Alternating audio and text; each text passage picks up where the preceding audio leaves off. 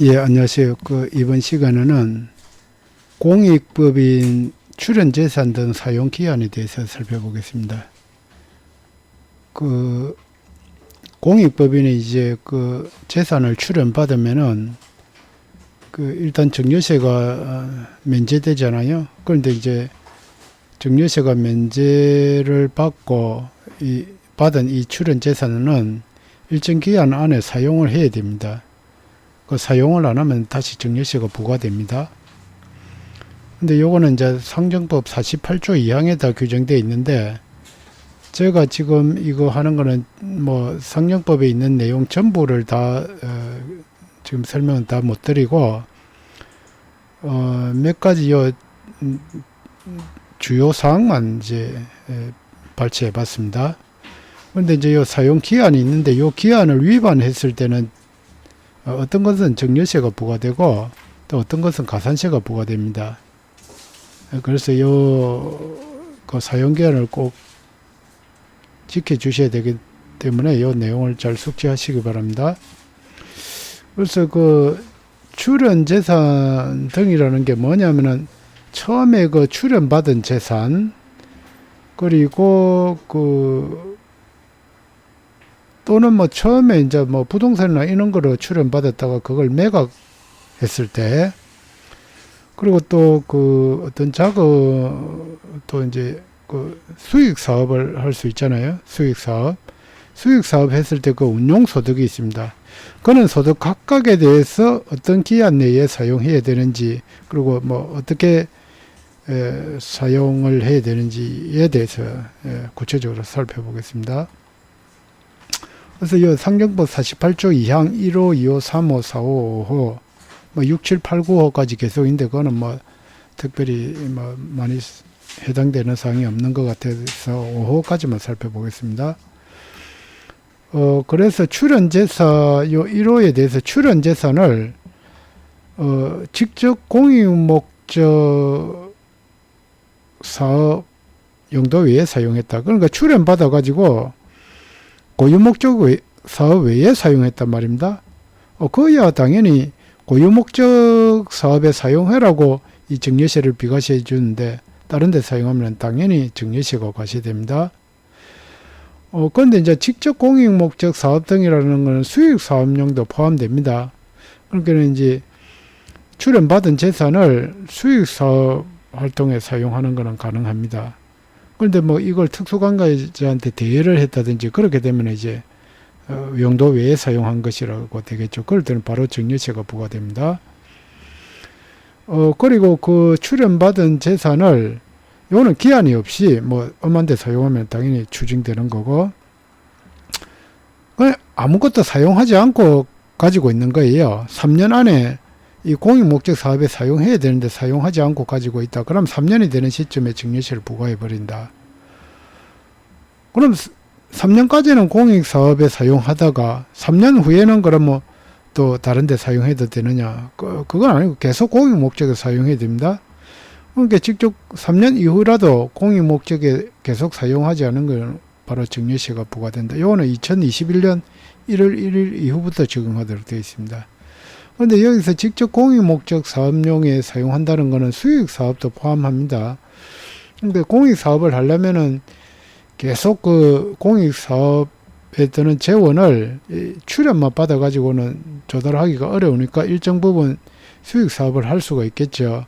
그러니까 수익 사업용으로 이렇게 써도 이제 공익 사업으로 쓴 걸로. 그런데 이제 뭐 예금을 했을 때는 여기 최소한 6개월 이상인 예금을 들어야지 이 수익 사업용으로 사용한 걸로 보지, 그 미만 6개월 미만으로 예금을 들었다든지 그거는 요 수익 사업으로 쓴 걸로 안 봅니다.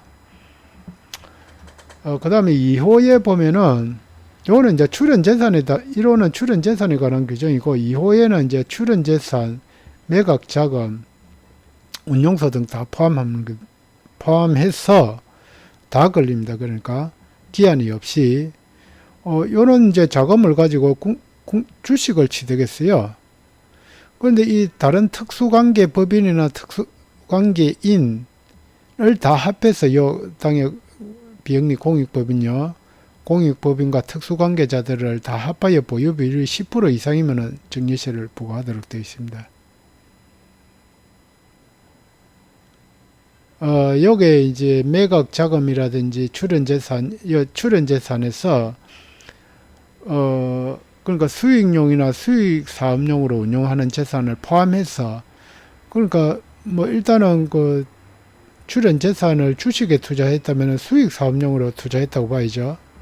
그런데 그게 이제 특수관계자하고 그 지분을 포함해가지고 합해서 어떤 회사의 주식을 10% 이상을 보유하게 되면은 요 해당되는 금액에 좀 증여세고 가셔야 됩니다. 그런데 이제 어쨌든 공익법인 뭐 출연을 받았거나 또는 그러니까 주식을 출연받았거나 또는 다른 현금을 출연받아 가지고 주식 투자하는 거는 여러 가지 제재가 많습니다. 그러니까 주식은 별로 그렇게 투자하는 게 바람직하지 않은 걸로. 요거는 설명이 없지만 또 주식의 불이익한 게 어떤 여기에 해당되지 않더라도 주식, 그러니까 특수관계, 당해 공익법인의 자산 총액에서 그 회사의 주식 비율이 30% 이상이면 그것도 또 가산세가 부과됩니다. 5%. 그러니까 어쨌든 간에 그 주식은 좀 조심해야 될 필요가 있다. 그 다음에 3호에 보시면은 요거는 운용소득에 대한 겁니다. 기한이 없고, 운용소득은 바로 직접 공익목적에 사용해야 됩니다. 사용하지 않으면 증여세가 부과됩니다. 그러니까 운용소득이라는 거는 수익사업을 운영하는 거잖아요. 그 운용소득은 바로 직접 공익목적에 사용을 해야지, 이걸 다시 수익사업용 재산, 가령 예금 6개월 이상인 예금을 한다. 이거는 직접 공익목적 사업 외에 사용한 걸로 봅니다. 그러니까 아까 여기서는 수익사업 목적으로 6개월짜리 예금에 이어나도 그 공익사업에 사용한 걸로 보는데, 이 운용소득은 6개월짜리 그 수익사업용으로 저걸 해도, 예금을 예치를 해도 직접 공익사업 외에 사용한 걸로 보니까 조심하셔야 돼요. 그러니까 운용소득은 무조건 직접 공익목적에 사용해야 됩니다. 바로 증여세가 부과되고요. 4호에는 매각 자금에 관한 건데, 그러니까 어떤 자산을 매각하고 3년 내에 90% 미만으로 이거는 물론 직접 공익목적 사업에 사용하는 겁니다. 또는 그러니까 90% 미만 사용했거나 공익목적 외에 사용하면 증여세가 과세가 된다는 거죠. 그러니까 매각했으면은 매각 자금을, 물론 이 매각 자금이라는 거는 그 매각에 소요되는 국세와 지방세를 차감한 금액이고요. 그걸 90% 이상을 3년 안에 이렇게 사용해야 되는데 사용하지 않으면은 그 미사용 금액에 대해서 증여세가 부과됩니다. 또는 공익목적 외에 사용했을 때. 그 다음에 5호에는 여기는 운용소득인데, 운용소득을, 이거는 1년입니다. 요 1년이니까.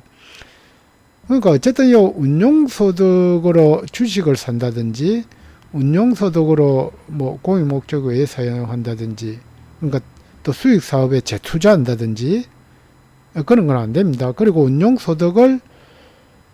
그러니까 운용소득은 빨리 어쨌든 써야 됩니다. 직접 공익목적 사업에.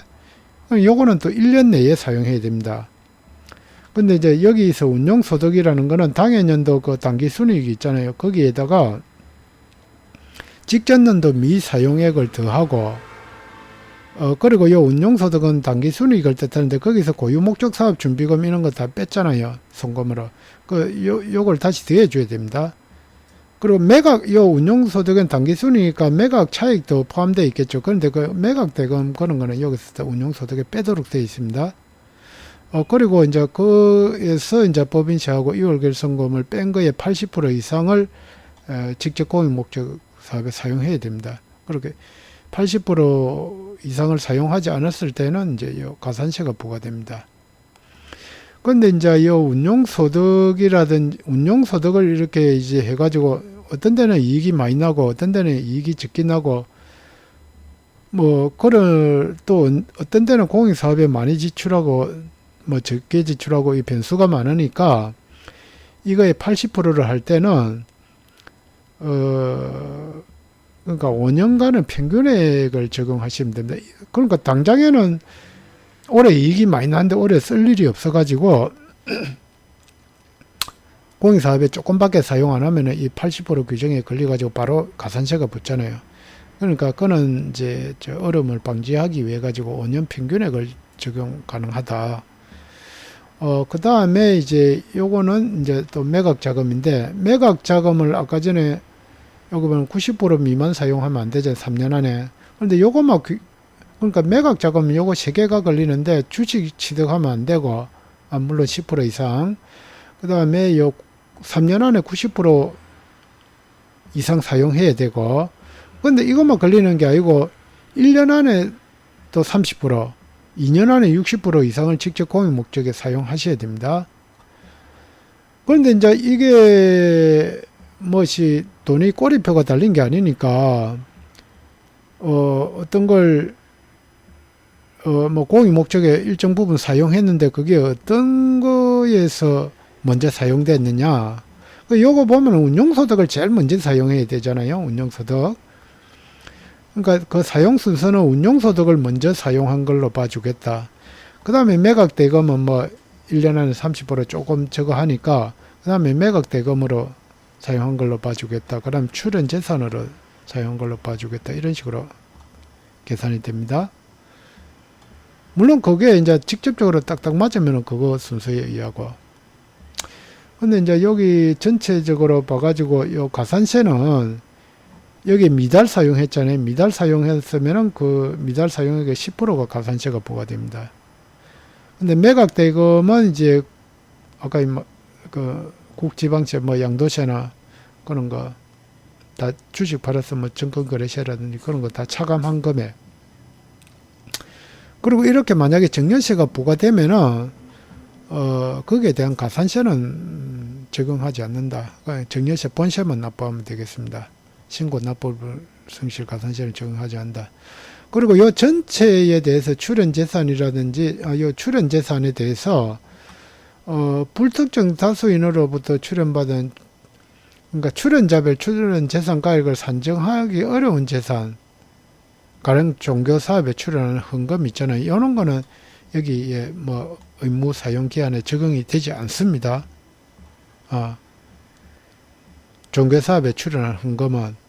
그런데 이제 헌금이라 하더라도 부동산이나 주식으로 출연하는 경우는 이 규정을 준수를 해 주셔야 됩니다.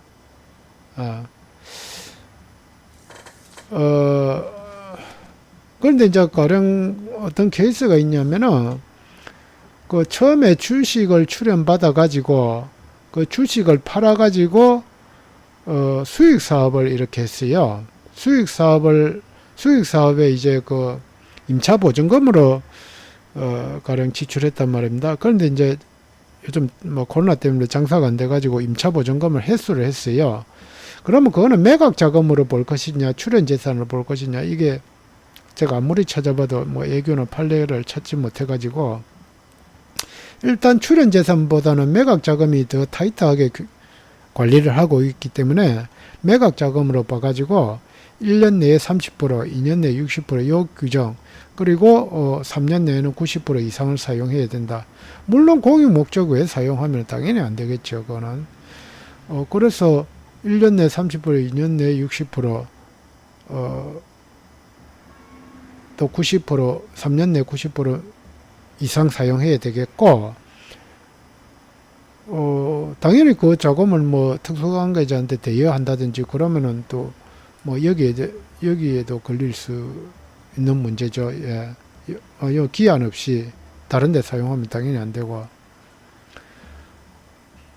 그래서 3년 내라도 요 100% 사용해야 되겠네요. 만약에 출연 재산으로 본다고 했을 때는 3년 내에 직접 요거는 몇 프로 그런 규정이 없잖아요. 다 사용해야 돼. 3년 내에는 어쨌든 100% 사용해야 되겠네요. 그 이후로도 계속 사용되어져야 되고, 다른 용도로는 사용하는 거는 절대 안 되고, 이상 그 공익법인의 출연재산 등이라는 거는 출연재산, 매각자금, 운용소득. 출연재산이라는 거는 여기서 말하는 출연재산은 여기서 2호에서 말하는 출연재산은 수익용 또는 수익사업용으로 운용하는 재산을 포함합니다. 그러니까 여기서는 이제 아까 그 임차보증금 회수 수익사업용으로 사용하던 임차보증금 회수액을 주식에 투자하면 안 된다. 예, 이상 도움이 되셨다면 좋아요, 구독부터. 예, 감사합니다.